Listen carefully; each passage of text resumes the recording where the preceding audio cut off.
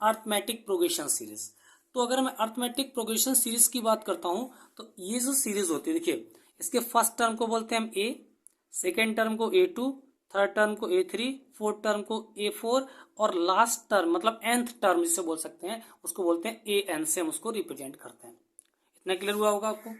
चलिए नेक्स्ट हम बात करते हैं। फर्स्ट टर्म जो होता है एपी का, फर्स्ट टर्म वो आपका ए से रिप्रेजेंट किया जाता है। अब देखो यहां पे मैंने इनको ऐड किया, ये देखो इनको ऐड किया, तो ये होता है आपका कॉमन डिफरेंस।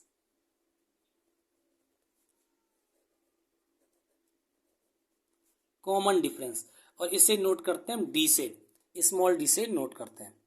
क्लियर हुआ। लास्ट टर्म जो होता है उसको हम ए एन से रिप्रेजेंट करते हैं, और एक दूसरा लेटर और होता है एल, स्मॉल एल से भी इसको रिप्रेजेंट करते हैं। क्लियर हुआ। तो अर्थमेटिक प्रोग्रेशन सीरीज में मैं यहाँ पे सिर्फ नोटेशंस की बात करने वाला था कि अर्थमेटिक सीरीज जो होती है इसकी जनरल फॉर्म ये होती है A1, A2, A3, A4, ये टर्म्स होते हैं। फर्स्ट टर्म को ए से, कॉमन डिफरेंस को डी से, लास्ट टर्म को AN टर्म या L टर्म से डिनोट करते हैं। इतना क्लियर हुआ होगा। अब मैं यहाँ पे छोटी सी बात और कर लेता हूँ, ठीक है। ये तो जनरल फॉर्म हो गई, इसको हम जनरल फॉर्म के नाम से जानते हैं A1, A2, A3। लेकिन ध्यान से समझिए, अगर आप लेट्स करते हैं, ठीक है, लेट्स फर्स्ट टर्म ए है आपका, तो सेकेंड टर्म क्या होगा? सेकेंड टर्म जो होता है, मैंने जैसे यहां पे देखा, देखो ये फर्स्ट टर्म है, ये सेकेंड टर्म है। तो फर्स्ट टर्म में किसको ऐड किया? जो सेकेंड टर्म मिला, मतलब 3 को ऐड किया, और 3 क्या है यहाँ पे? डिफरेंस है, जिसे बोलते हैं कॉमन डिफरेंस के नाम से जानते हैं। क्योंकि पर्टिकुलर जो डिफरेंस ऐड होता है या सब्ट्रैक्ट होता है उसको बोलते हैं कॉमन डिफरेंस। क्लियर।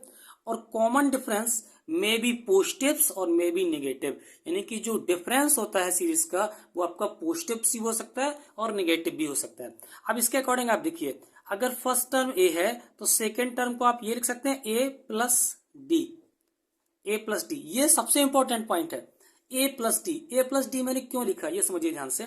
ए प्लस डी मैंने इसलिए लिखा कि देखो फर्स्ट टर्म ट्रू था, अगर मैं 2 में +3 को ऐड कर दूं तो सेकेंड ही टर्म तो मिलेगा, और यही तो लिखा है ए प्लस डी, ए प्लस डी, ए प्लस डी, यानी सेकेंड टर्म हो गया आपका।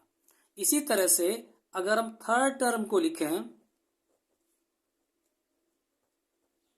थर्ड टर्म को लिखें तो ए प्लस डी लिख सकते हैं क्या? देखो थर्ड टर्म ये है, ये 8, तो ए में पहले मैंने 3 ऐड किया, 5 हो गया, 5 में फिर से 3 ऐड कर दिया, 8 हो गया, मतलब ए प्लस डी, और इसी को अगर आप लिखना चाहें तो ये लिख सकते हैं A plus 2D, D plus D 2D हो जाएगा। क्लियर हुआ।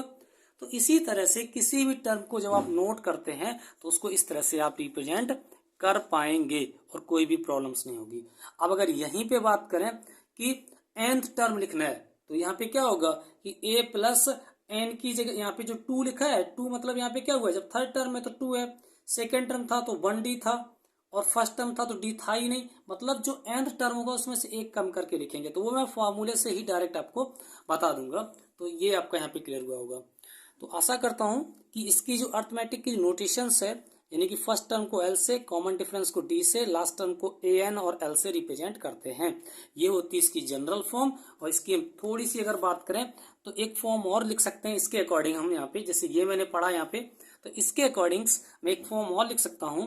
जो AP सीरीज बनेगी आपकी वो बनेगी, ए देखो ये फर्स्ट टर्म हो गया, प्लस सेकेंड टर्म को लिखेंगे A प्लस डी, इस वाली कंडीशन से थर्ड टर्म को लिखेंगे A प्लस 2D, और सो ऑन, इस तरह से और भी हम टर्म को लिख पाएंगे। तो एक ये सीरीज बन जाएगी ए प्लस डी, ए प्लस 2D, ए प्लस 3D, और सो ऑन करके टर्म भी आपके बनते जाएंगे।